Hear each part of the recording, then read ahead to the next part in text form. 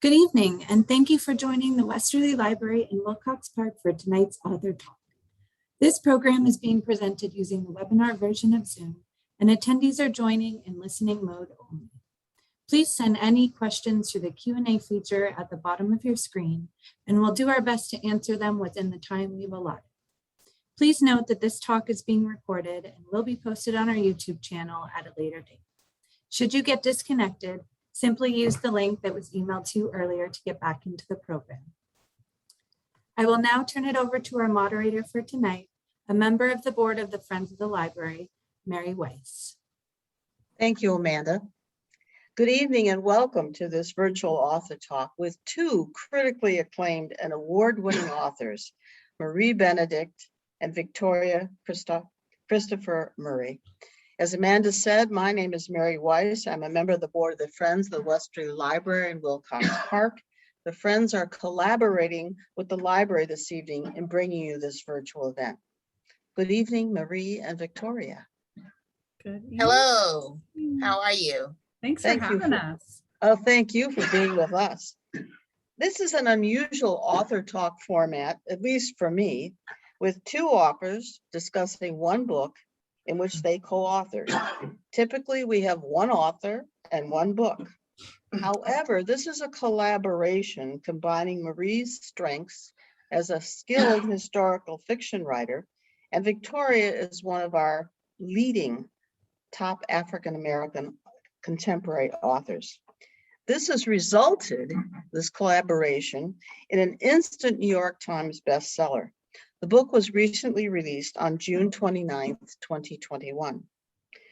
I'd like to just give our audience some context here before we begin our discussion. The Personal Librarian recounts the story of a Black woman born Belle Berrien Grenier, passing as Belle DaCosta Green, a white woman, who became the personal librarian of J.P. Morgan in 1906. Belle was born in 1883 and died in 1950. She served the Morgan Librarian until her retirement in 1948. She led the effort to build the library into a public world-class museum and research institution in New York City. Not only was this a remarkable achievement for a woman in her day, but truly an extraordinary one for a woman of color. I'm going to try to ask questions tonight, bouncing between one and the other of you, and I hope you don't get like a ping pong effect from this. But I wanted to have both of you have the opportunity to talk. Marie, how did this collaboration come about between you and Victoria in writing this book? Wow, that's kind of a long story, but I'll start it off. And it's a story that really takes both of us to tell ultimately. But it started, Mary is Victoria, former lawyer herself. So we were reminiscing a little bit about our early days as a lawyer. And I was a commercial litigator in New York City for over a decade. And I knew that the law wasn't for me. I was drawn to history, wasn't sure what I wanted to do. And I would kind of sneak off during my long work days to the different cultural institutions in New York City. And I really came to love the Morgan Library. And on one of my visits, I overheard a docent's tour. So, I was kind of stalking her a little bit. And at the end of her tour, we got to talking and she mentioned to me that J.P. Morgan hadn't built this incredible institution. And just a quick, I guess, context, as you mentioned, Mary, the Morgan Library was actually built it was opened in 1906 as J.P. Morgan's personal library. It was built right next door to his mansion, Brownstone. It was 4 enormous multi-story rooms, his study, his librarian's office, the actual library, and this gorgeous rotunda. And so as I was walking around, Marvel has a priceless collection of rare manuscripts and books. And the docent mentioned to me that this amazing place wasn't built by J.P. Morgan alone, that he had hired a woman to help him run it. And that woman's name was Belle DaCosta Green. And I was really astonished at the idea during this time period, 1906, and then later I learned how many decades she'd been there, but that this woman came to run this institution, became one of the most powerful people in the art world at a time when women didn't even have the right to vote. You know, women had so little power, so little agency. She became renowned in her field, but also one of the most successful career women of her day. And I thought that was remarkable unto itself. And so I kind of added her name to my list of women that I would consider writing about over the years as I turned from lawyering to writing. But as the years went on, I learned more about her and more came to light, to be perfectly frank. And what I learned is that her story was much more remarkable than I thought at first glance, or as I first heard, that she was actually, as you had mentioned, passing. She was a Black woman. She came from this incredible background.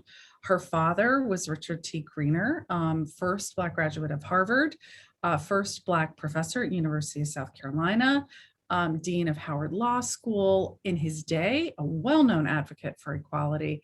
And her mother came from this incredible free community of color in Washington, D.C., a community of affluent, educated professionals who managed over the generations before and even during the Civil War to maintain these really robust communities. And her story became just, I mean, it went from remarkable to breathtaking at that point. And it was then that I not only wanted, but knew I needed a partner to help me tell the story. Belle deserved to have a Black woman tell the story along with me. I mean, you know, as a writer of fiction, I can imagine a lot of things, but I cannot imagine, nor would I even try to imagine what it's like to be a Black woman in our world or in that world. And it was around that time that I read Victoria's book, Stand Your Ground. And I'm just going to make a plug for it. If anyone hasn't read it, they should. It's this incredible story, just really masterfully considered, about a terrible epidemic really in our country of the shooting of young Black men. And it told that it explored that issue from the perspective of the women, from the mother of the young Black boy and the wife of the police officer.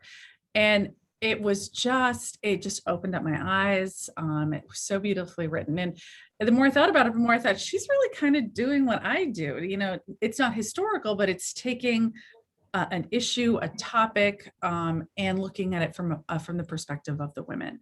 And so I reached out through our agents to Victoria to see if she would have any interest in writing with me. And really, I guess all the rest. I guess So it's like online dating or something, the two of you met? Kind of. He didn't, yeah, it was kind of like that, I guess. I've never Well, done it was a blind date, you know? It was a blind date. So after Marie came up with this fantastic idea, she reached out to me through our agents. And it took me a while to read Marie's proposal because when my agent called me and said she wanted me to think about a collaboration, and I had done collaborations before, so I was very open to that.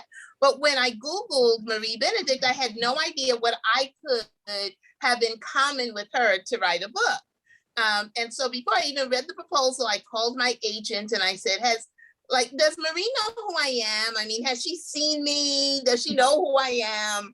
And she said, yes, she knows, just read the proposal. And it still took me about 2 months to do it because the beginning of it was all about JP Morgan and I just couldn't get past that. I was not interested in him. But my agent kept pushing me to read it. And finally I read it. And by the second page, I was all in. It took me, like I said, months to read it. When I read the whole thing, I was afraid that I had blown it. I couldn't get to the phone fast enough to tell my agent, please tell her to forgive me. But I really want to do it. I was all in immediately. And then once we spoke on the telephone, one time, the first time, within minutes, I knew we could do it. But again, I've done collaborations. So I didn't know if Marie thought we'd be able to do it.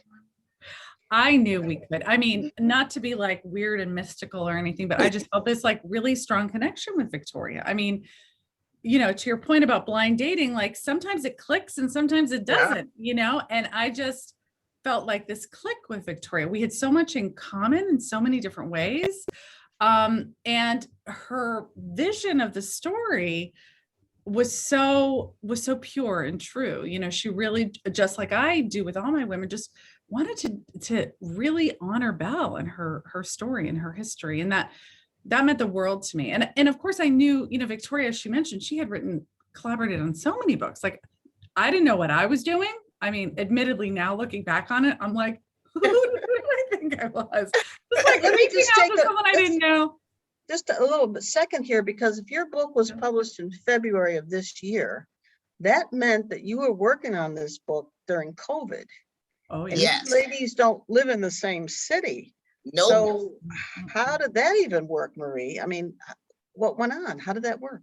Well, basically, you're looking at it. This is why Victoria and I are so comfortable doing virtual events, because we're so used to talking to each other over Zoom. I mean, honestly, the book kind of evolved in two parts. You know, the first draft before we had to submit it, right, Victoria, Mhm. to our editor, our wonderful editor, Kate Seaver. That we kind of did a more traditional way, right? We were on the phone, we were exchanging drafts. We had met certainly at that point, but, you know, it was very much a remote, you know, collaboration. And we got our first big edits. You know, you get this first editorial letter with your deep, you know, edits right around the time that the pandemic hit.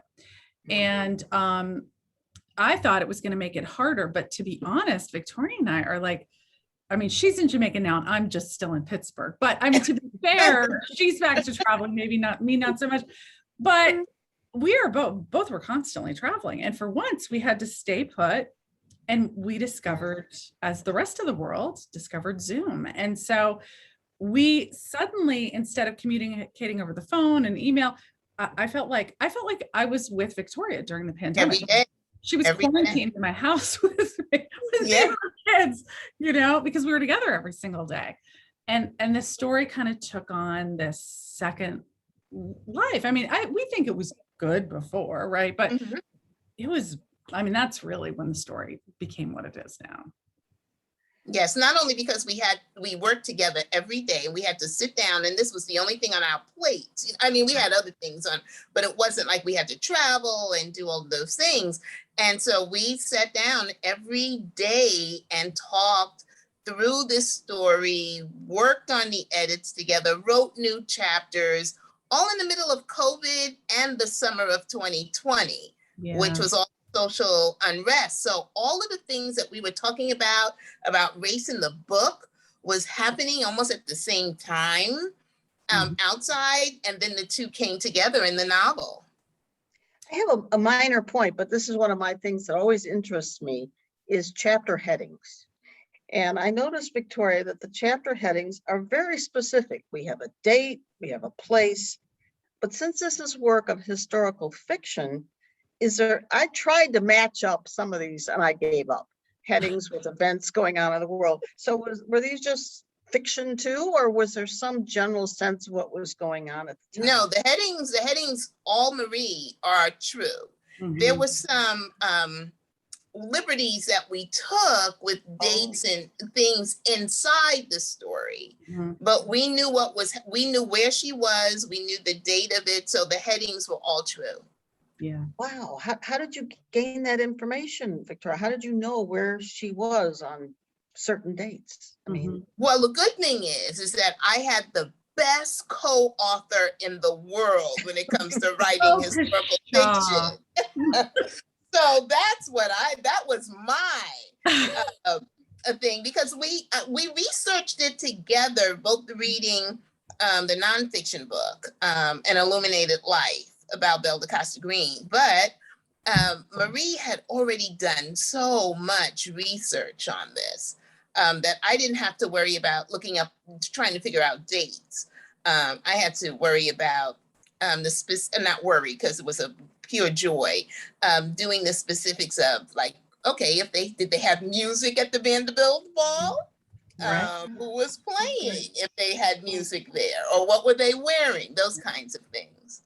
Yeah, I mean, I just have to add this, is that, you know, so often, Victoria mentioned I did a lot of research before, and that's true, but so often you don't know, the research continues on as you're continuing to write. Sometimes you don't know that what you're going to have to research until you're in the story itself. Yeah. So we might have the date and the events and the general players, but gosh, then you're in the middle of the story and you're like, what would a maid have worn in the Vanderbilt Yes. house in 1908?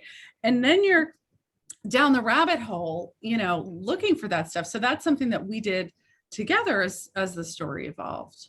Well, it is interesting to me because of this incredible detail and the richness that it adds to the story.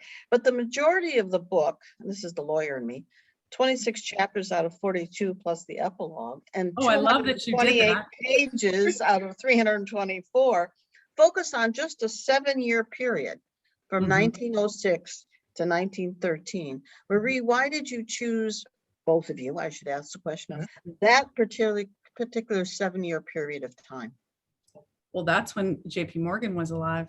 I mean, so JP, she became JP Morgan's personal librarian. They interviewed in late 1905, but that job really started in 1906-ish.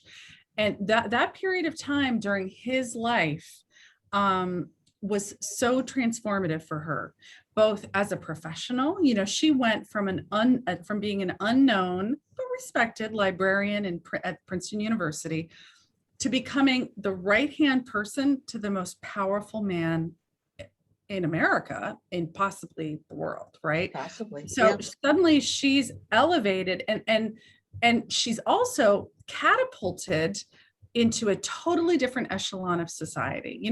She was probably solidly middle class, right? And certainly their financial circumstances changed as a result of this job, but her standing in society changed enormously. Suddenly she was invited to balls at the Vanderbilts and the Newport mansions, not too far from you guys. She would have visited those as a guest, a weekend guest in a home.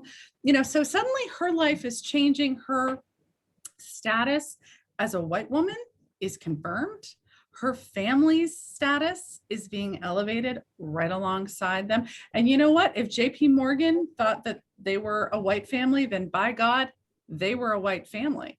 And so that's, even though she did amazing things in the years after his death, and we certainly do talk about that period after his death, because that was really important as well. Those 7 years are the foundation of Belle DaCosta Green, as we know her. And so I think that, would you say that's why I agree. And Bernard Berenson started during that time as well. Yeah. So I think those were the most critical years of who she was, because that's when she had to put on, I call it Black Girl Magic. She had to put on this magic show the most. That's when she learned to become a white woman. She had been passing before then, but those were the critical years. And by the time he passed away, she had it down. So I think those are the most critical years of her life. Well, Victoria, it seems that the reader can better know Belle and the tightrope that she walked between her two worlds, the Black world and the white world of her career, by understanding her background from her mother's family, which was alluded to earlier. The Fleet family was part of what was then known as the Black aristocracy, or the Black 400 of Washington, D.C., that thrived there from about 1876, the end of Reconstruction, until World War I. Belle was the daughter, as was mentioned earlier, of Richard Grenier, a member of the so-called Talented Tenth. He was a prominent Black civil rights attorney and active of his day. Even though Belle's mother, Genevieve Ida Fleet, chose the white world for her children, what did Belle gain or lose by assimilating? Yeah, that's a big thing. I think she lost a lot. She lost her identity. But as you just mentioned, she was part of the Fleet family, and that they had such a rich heritage, as you described. Even with her father being the first Black man to graduate from Harvard University, and on her mother's side, everybody was educated. The women were teachers, the men were engineers, and so. But she had to don't want to say she walked away from that, because she didn't walk away, but what she did was hide who she was. She didn't give up who she was. She hid who she was. And I think there's a difference between that, because I don't think, and I'm absolutely sure of this, and even though I didn't know them, Genevieve, her mother, had been part of the civil rights movement herself. There wasn't much that women did at that time except to support the men who were part of it. And she was a big supporter of her husband, but when the Civil Rights Act of 1875 was overturned, she saw the writing on the wall and she said, this isn't going to be well for us. I don't want to be white. I want to be equal. And so when she made that choice to be equal, they had to hide who they really were. So not only was she hiding her heritage, but she was hiding, there's a line in the book, I can't remember exactly, where her father says to her, it's hard to give up your soul. And she had to, that's what she had to give up. She couldn't be her authentic self, which was something that Marie and I really wanted to show in this book about passing, and to teach people the sacrifices and the struggle of passing. Well, I just wanted to mention to our audience as an aside that I would recommend an online visit, or even better, an in-person visit to the African American Heritage Trail in Washington, D.C. that features Belle's ancestor home, John Fleet's home in Georgetown, as well as other residences, places of interest in the African American history there. So that's something that's really, if you can do it online, and it's, well, obviously being there is much better, but it was very interesting to me. Marie, though, it seems that Belle's mother was not always adverse to disclosing Belle's race if Genevieve thought it would help Belle. I am thinking of an 1896 letter, which is posted on the Morgan Library website now, that was sent by Grace Dodge, seeking Belle's admission to the Northfield Seminary for Young Ladies. In that letter, Mrs. Dodge states that Genevieve is white, and that Belle has, quote, a trace of Negro blood. What happened to change Genevieve's stance by 1905? So first, this letter is written in 1896, when she said to Belle's father, and it's something you alluded to, Victoria, there is only black and white. They will always be separate, but never equal. Yeah, I think I'm glad that you brought that letter up, because a couple things. First, that letter came to light only after we finished the book. Yeah. So we weren't aware that letter hadn't surfaced. That was found by one of the researchers at the Morgan Library. It's in somebody else's collection. I think it's in the philanthropist who Belle's mother reached out to help place Belle at that institution. Mrs. Dodge, yes. Yeah. So, but it very much, I mean, when we read about it and we watched, there was there's a little clip I think you can watch about it as well. When we learned about that, we were thankful it supported our view, because that is the thing with this. Like, there's always stuff that can come out, and, we do write fiction, although it is anchored in the research as close as we can get. But what I think it does is it helps show you the progression of passing. So Belle and her family moved to New York some years before 1896. And, let's go back a little further, right? Let's go back to the time period that Victoria just described in Washington, D.C. He was a principal of a school. The opportunity to move to the University of South Carolina, where he would become the first Black professor during this brief period of time when the University of South Carolina was integrated in the years after Reconstruction. That would have been a big, bold, courageous leap for Genevieve. She had never been in the South. It would have, as a free person, that would have been very dangerous for her to do in the years before the Civil War. But she had faith in her husband, and she had faith in the promise of equality that was starting to happen during that time, right? So, she took the risk going into the deep South, into South Carolina. And I think it was a period of great hope and joy for them in those early years. But even as they were there, the tide was starting to turn. As the years progressed, they decided to shut down the institution, that this great experiment in integration was not going to hold. In some ways, I think they were pretty much driven out of the town that they lived in. And they retreated to Washington, D.C. for a few years while Richard kind of traveled for a while. He was a famous orator on issues of equality. He was doing that. He held some jobs. And, you know, she was back in the bosom of her family. And I think she felt safer there. But I think she was starting to see that this great hope, this great promise, really embodied in the Civil Rights Act of 1875, which was overturned in 1883, it was starting to erode. And when Richard was offered a job to run the Ulysses S. Grant Memorial Project in New York City, I think she thought, the farther north you went, maybe the safer it was going to be. Maybe those promises were going to hold. Now, this is like, and I'm talking as if Genevieve is sitting right next to me, right? But this is like Victoria and I, it's our Genevieve, right? It's the one that we've come to know through our research, but also the one that we kind of created in our conversations. Once they're there, I think she sees that while the Jim Crow laws aren't exactly institutionalized there, they're not, embedded firmly in the legislature fully yet, the divide is starting to happen. And she can see that in this melting pot that is New York City, which has this huge influx of Mediterranean immigrants during this time period, she and her children are passing as white. I don't think she consciously set out with that. I think it became an opportunity that was presented to her.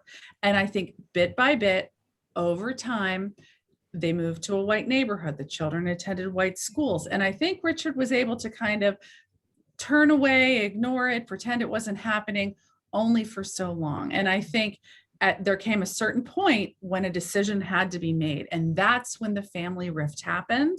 That's when Genevieve said, okay, this is it. We are white for all. And before they probably just, maybe it was just for convenience at first. Yeah. Maybe as time went on, oh, they're going to let us in the white school. Let's stay. Let's not even talk about our race. So this time period that you're referring to, the letter in 1896, my guess is it was on that continuum as they're starting to make the move towards fully passing. And right before that really rift in the family, the full rift. So I think there were several years when they're kind of a little bit in both worlds before the decision is finally made.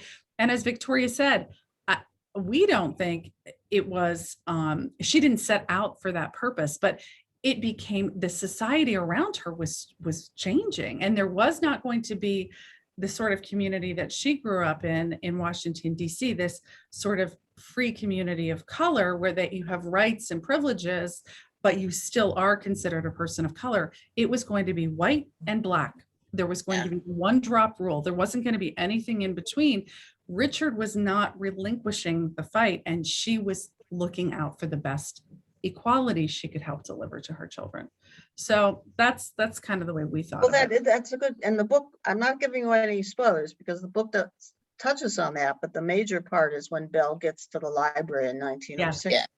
But Victoria, throughout the book, there are many comments about Belle's fair complexion. It's variously questioned, it's variously described, but I found the most descriptive in a 1934 letter, once again on the Morgan Library website, from a bookseller to a book collector. And I know there was a lot of rivalry there and a lot of resentment towards Belle, who wrote, quote, "Her skin must be very swarthy, for she wore white powder, which made her skin look kind of speckled gray, like the Negro you see pouring cement in the mixers on a building construction job." Now, not a very kind description, I might add. Mhm. How did Belle decide to best defend herself from these inquiries about her skin color? Could Belle alone have quelled these questions about her race?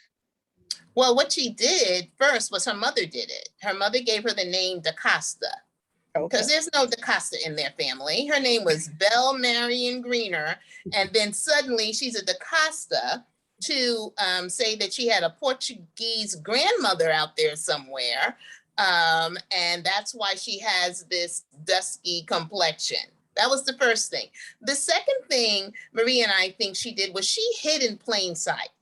I think people questioned her skin color all the time, especially other Black people. When I posted pictures of her on my page, on my social media pages, my Facebook friends come and say, really, how did she pass? I mean, that looks like my grandmother. That looks like my sister. That looks like, and so people knew that there was something going on. Some people, maybe 50% of the people bought the DaCosta lie, and then the other people were still wondering. And so what she did was she just became this very flamboyant, very witty woman, where she was hiding in plain sight. She was taking the attention away from her skin color, and now it was put on the color of the clothes she was wearing, the big hats, the scarves, her signature scarves, her Bellarisms, I guess you could say sometimes. Oh, The things that she would say. And so then people started focusing on that and stopped focusing on what was right in front of them. I think that was part of her magical act. All the things that she had to do. So she had a number of things going for her. And if anyone ever questioned her, she either turned it into a joke or she responded with righteous indignation. Well, perhaps the most persistent inquiries, though, about her race were made by Anne Morgan, J.P. Morgan's daughter, who asked Belle more than once about her tropical roots. Marie, are there similarities between Belle's identity struggles and Anne's? And if so, what are those? Well, without spoiling too much, I think it's okay. I think as we dug into sort of what it would be like to be Belle once she stepped into the role of J.P. Morgan's personal librarian, and started to kind of look at her tightrope, right? Who was she going to see? Who was she going to run into? What were the risks? How would she be managing that? We knew that his family would be pretty much regular fixtures in the library. It was right next door to the family home. Jack Morgan also lived right next door. And the two other sisters, in addition to Anne, didn't live right there. They were married and had families of their own, but they would be around as well. But what we did know is that until Belle arrived on the scene, Anne Morgan, who was unmarried, often acted as her father's chaperone. There was, I wouldn't say that Mr. and Mrs. Morgan had a particularly good relationship. And he would also very often go to social events without her. Or if he needed an escort or wanted to have one, he would bring Anne. And suddenly Belle is stepping into that role, right? So Victorina would imagined that, of course, that would cause jealousy, rivalries. And once we dug a little deeper, we found, in fact, that Anne was not a huge fan of Belle at first, that she seemed to kind of slide into the lives pretty easily of the other family members, his other children, in particular, Jack, who took over the library later, and she became very close with he and his wife. But the more that Belle became a fixture, not just on the social scene, but at the intimate Morgan family events, the more trouble the relationship between Anne and Belle became. And when we started to dig into Anne, it became clear that there had been questions about her own identity as well. One of the themes in the book, which kind of ties into one of Victoria's favorite poems, is this theme of people wearing masks, not being able to be their authentic selves. In Belle's case, it's very obvious, right? She's passing. But there are many other instances of people, especially women, not being able to lead authentic lives. And in Anne's case, there had been many suggestions, rumors, and the like, that she was actually gay. And so we don't know if that became sort of a pawn in a poker chip to be played in the game of jealousy and rivalry between Anne and Belle, but we imagine that it might have been. And it gave us another opportunity to explore the fact that so many people during this time period, women especially, but other characters in the book as well, were wearing masks, that there was a very clear delineation between who was in power and who was acceptable and who was not. how people were supposed to be living and how they were not. And exploring sort of the Anne's secrets, Anne's authentic self also gave us another opportunity to kind of look and peek behind other people's masks as well. Well, there was one quote in the book that I wanted to ask you about, Marie, when Anne says to Belle, she knows of 2 of Belle's secrets. I think there were more than 2.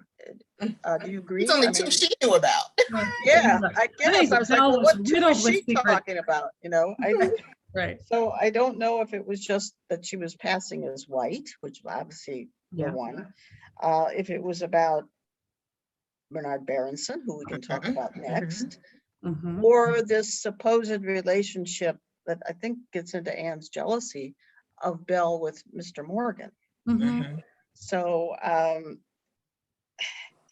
it seems that Belle and Anne are not the only 2 that have secrets in this book. Mhm. Oh, no. And they're concealing them. And I wanted to talk a little bit about Bernard Berenson, who was very well known, as I understand it, Renaissance art historian and dealer.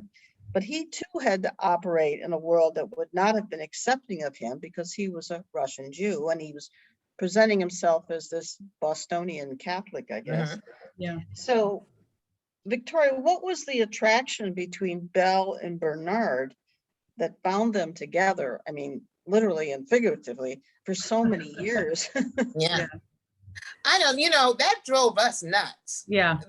Because you look at him and you say, really, what was the attraction?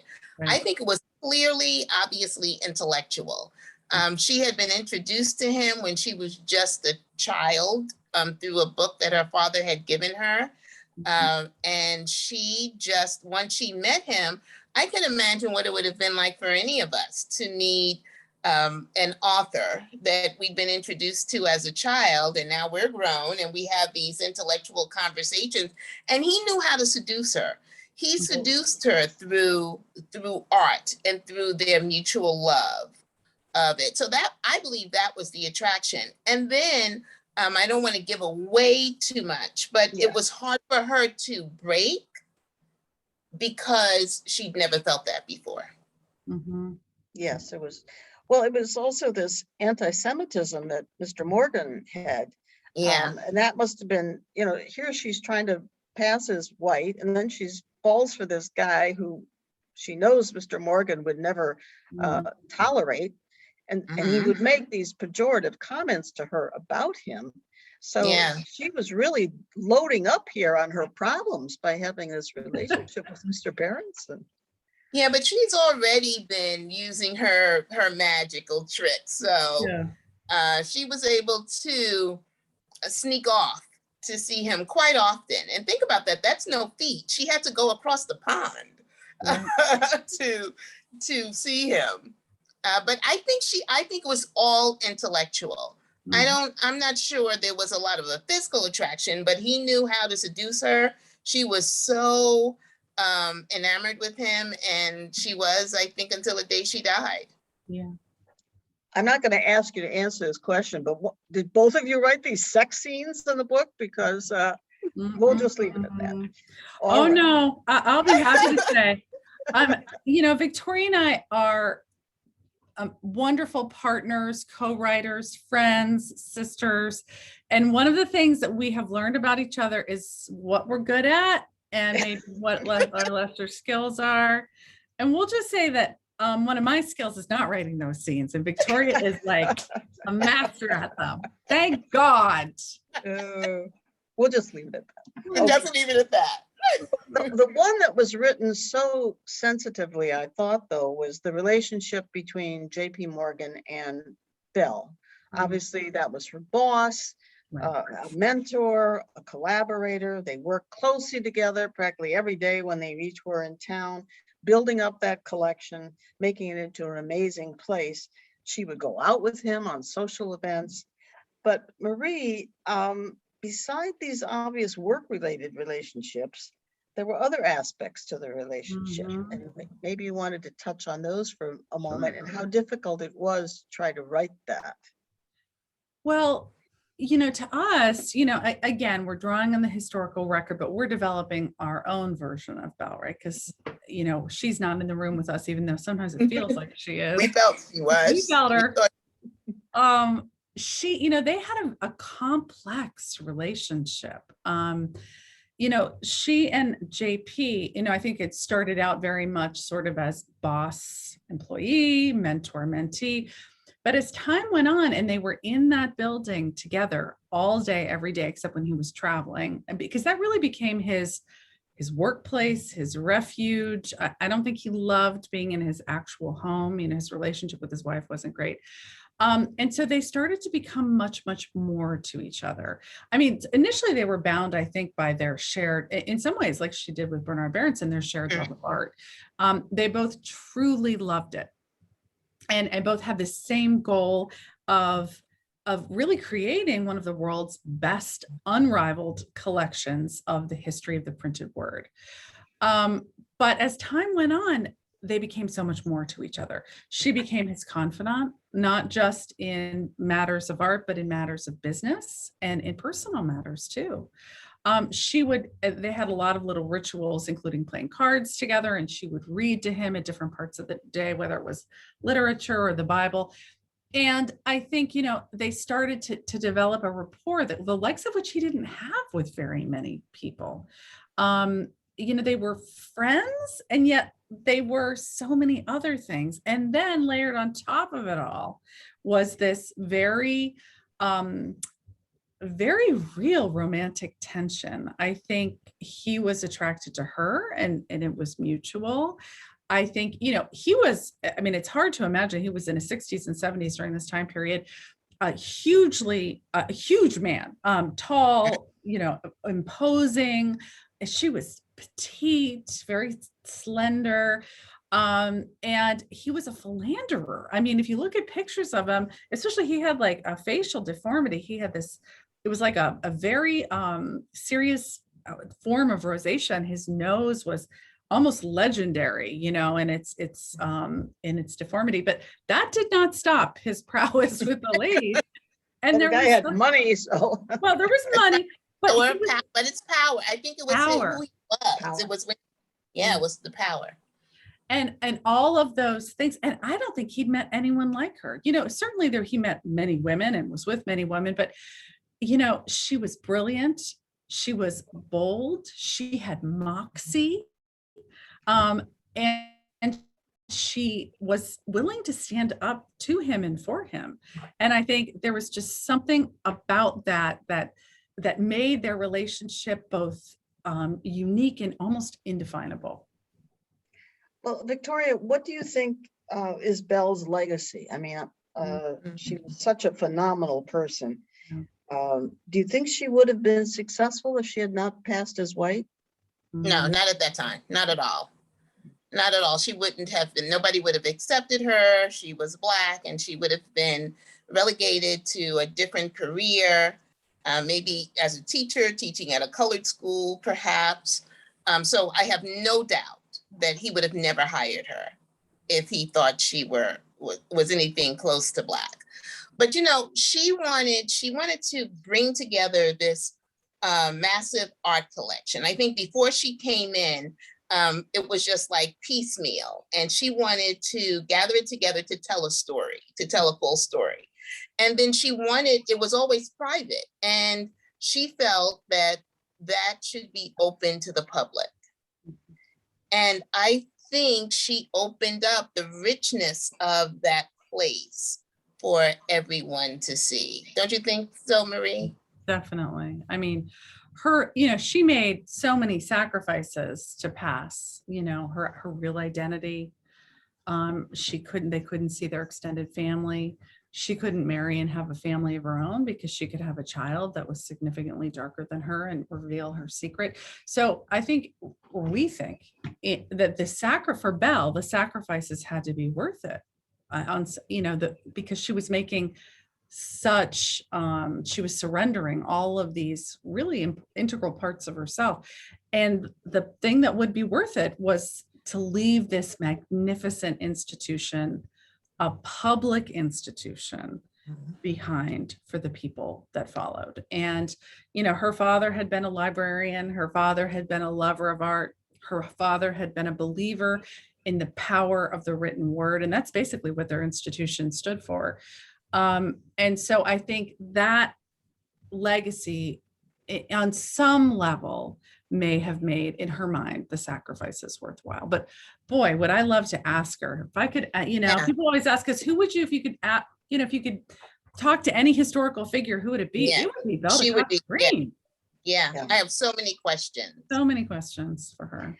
Well, for those of you who want to know more about Belle and her legacy, of course, besides reading this terrific book, you can visit the Morgan Library and Museum website. It's a very easy to navigate website and wonderful materials, primary source materials on there.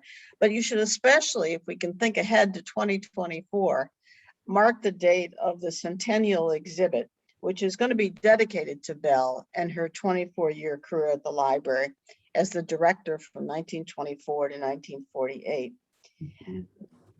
You gals have done a great job on this book. I want to ask you both, what's coming next? What are you up to? You don't seem like the type that are sit back, not doing much these days.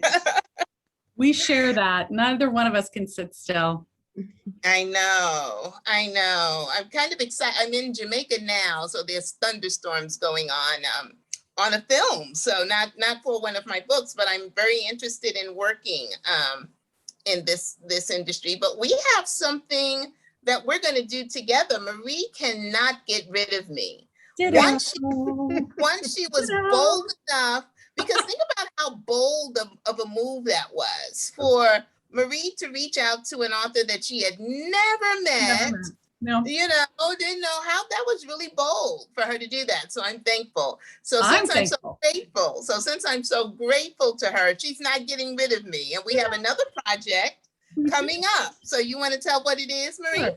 Sure. We are writing another book together. It's tentatively called, for right now, you never know how it all will shake out, but The First Ladies. And it's the story of the friendship between Eleanor Roosevelt and Mary McLeod Bethune, the famous activist herself, educator. These two women became friends against much backlash in both of their communities. Before FDR became president, they became friends. And they shared a lot of the same interests. They actually had, in some ways, a lot of commonalities and passions. And they came together on projects. And then Mary, I think at Eleanor's behind the scenes work, but became one of the first, certainly the first Black women member of FDR's cabinet. And together, these women went against sort of societal acceptance and expectations to forge not only a friendship, but to really move the needle on civil rights. And so for Victoria and I, it's a very little known part of both of their lives. I was actually just pouring through a biography I have of Eleanor Roosevelt, and there's one sentence about her friendship with Mary McLeod Bethune. So, you know, it's often in those shadows, in those unexplored places, that these wonderful stories are hiding. And so Victoria and I are excited to explore that. And also, it's a little bit autobiographical. So. Yeah, I think, you know, one of the things we didn't get to talk about much tonight was when we were doing the meat part of this project and how we were doing it during all of the civil unrest, and how every day Marie and I spoke about race in America 100 years ago, race in America today, and how the book was timeless and timely because of that. And so that's when, even though after our first draft, I loved her, I couldn't wait for her to invite me over for Christmas dinner. We became sisters when there's no way you can speak to someone of a different race about race every single day for a whole summer and not have it change you. And it changed both of us. And that's when we became so close. And the reason I love this story about Eleanor and Mary is that I imagine that's a little bit about how our friendship has been. We don't have the backlash, but we have where Marie wants to be an ally. And I can imagine, you know, I love saying this. I don't think Eleanor was the first ally, but she may have been the first public ally, you know, the first white woman to stand up and say, this is how it's going to be, and I don't care. And that's kind of how Heather is. I mean, that's how Marie is. I don't care. That's how, and so it's a little bit on. I love this story because we're going to find out about them, but I think so much of who we are is going to be poured into the pages as well. It's now that you've tantalized us with this book, when can we expect to see it on the shelves? In about 2 years. So 2 years. Come out this summer. We don't have any dates yet, but the summer of 2023. 3. Okay. I have 2024 in my head because of the Morgan exhibit, which I'm so excited about. So we've got to mark our calendars for 2023 and get you back to the Westerly Library. Of course, we would Yes, love it. we will be back. We will be back. At this point, I was going to ask Amanda if we have any questions from the audience. We have a number of folks tuning in tonight. So Amanda, are there any questions for our authors? Yeah, we do have a couple. One is, why did you decide to have Belle be the narrator of the book? When was her secret finally revealed? And then somebody else has also asked, did you interview any of her family? Okay, so there's really 3 questions, it sounds like. 3 questions. The family, the narrator. Do you want to talk about the narrator? Well, the reason, the narrator was that it was her story. Mm-hmm. And so we wanted everyone to see the world through Belle DeCosta Green's eyes when she was out in public. But by making her the narrator, we could also let everybody see the world through Belle Marion Greener's eyes when she went home at night. If anyone else had told the story, you wouldn't have seen the struggle. Mm-hmm. You wouldn't have felt the struggle. So that was an easy choice. It was her story. Exactly. I mean, she had been hiding for so long, like not just the fact of her and her legacy, but the fact of her real self. And for us to get to bring her out into the light and show these 2 different sides of her in first person was super important. And as Victoria said, the easiest decision that we could have made. Yeah. There's no. So when did they find out? That she was. Oh, yeah, I still I have this written somewhere in my research and I have to dig it out exactly the date. But so as we talked about a little bit earlier, there had always been rumors, right, about Belle's about Belle, her real heritage. If you go back and read some of the old newspaper articles or magazine profiles of Belle from the time period, there's always like some little remark about her complexion, you know. No one's saying, oh, JP Morgan has a Black librarian, but you can read between the lines. People are like, oh, the exotic Belle DeCosta Green, or the dusky complexioned Belle DeCosta Green. So, or the woman with the tropical roots. The tropical roots, that was a big one. So we know that there was, you know, there was definitely speculation over the years. But the one thing that she couldn't allow to happen during her lifetime, and the one thing that would have made that definitive would have been if people had tied her to her father. And that was something that they couldn't allow. So obviously that was one reason they changed their name from Greener to Green. We don't have anything in the record, but I'm sure they cut off ties with anyone who knew her father. I mean, they couldn't, you know, regularly be seen in the company of the other, you know, people that he had worked with. That wouldn't have worked. So they had to keep that very separate. There was a profile of Belle done, I want to say it was like in the 70s, of that really explored her contributions, her background, and it did definitively make that link between the 2 of them. But it was not a widely published paper. I think it was done in an art journal maybe, and it was kind of, I don't want to say it was forgotten, but I think the fact of it was like maybe known, but not widely disseminated at that time. I don't think until probably the biography, that really the only biography that's been written of her, An Illuminated Life by Heidi Artizoni, which is an excellent book if you want deep details about Belle's life and her family and the time period. It's fantastic. That book really kind of blew up that to the nth degree in terms of details. So certainly not until well after Belle had passed away was that definitively established. And there was a third question.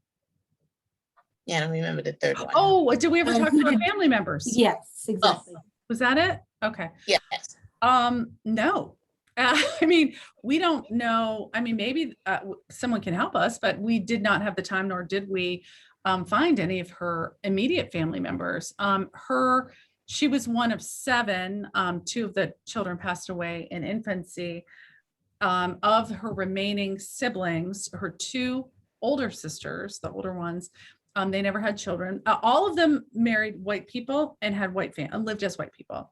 Her 2 sisters married white men, did not have children. Her brother Russell, he's the one I haven't been able to find if he did have children, but he certainly lived, married a white wife, he was an engineer, lived in New Jersey. And her youngest sister, Theodore, went by Teddy. She was married twice. First, the son of a white doctor, and this was right before World War I. She had a child with him, but her husband never met him because he was killed in action in World War I. And there's an interesting little tidbit. We actually had a whole storyline written about that baby because Belle and her mother actually end up raising the baby, adopting him. When Teddy marries again, she marries another man several years later. And we don't really know why they chose not to have that child live with her and her new husband. But what we do know, and then Bobby, that was the child, he died during World War II, unfortunately. There was Teddy had another child who she named Belle Green, after Belle. And she died in the early 2000s. And I know she married, but I haven't been able to find out if she had children of her own. So in terms of Belle's immediate family, that we don't think that there was really no one to ask in terms of that. And we think that they would be living as white. They may only find out through ancestry.com the truth of, because it would be no reason in between when we ended her story and now for them to have changed that. They would have continued living as white, so they may not even know. Right.